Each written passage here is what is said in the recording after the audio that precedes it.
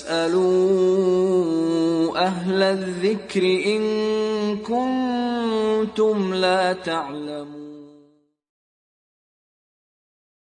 بھائی اس حدیث کا کوئی حوالہ اس میں نہیں ہے۔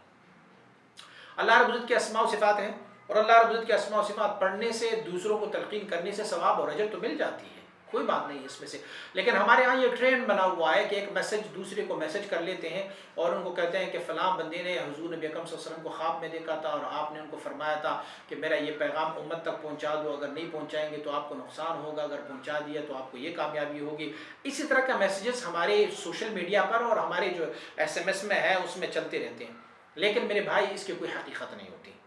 آپ اللہ رب العزت کی اسماء و صفات ہیں، خود بھی پڑھتے رہیں، دوسروں کو بھی اس کا تلقین کرتے رہیں، لیکن یہ کہ اگر آپ نے آج یہ کام کر لی یا اتنے میسج آپ نے فارورڈ کر لیے 20 لوگوں کو تو آپ کو بڑی خوشخبری مل جائے گی، یہ نہیں ہے۔ یہ نہ تو حدیث سے ثابت ہے اور نہ پھر کلام پاک سے ثابت ہے، نہ کسی سے یہ ثابت نہیں ہے۔ ہاں ایسی ورد و اذکار ہیں کہ جس کے پڑھنے سے بندے کے پرابلمز حل ہو جاتے ہیں، لیکن یہ کہ آپ 20 بندوں کو فارورڈ کر لیں،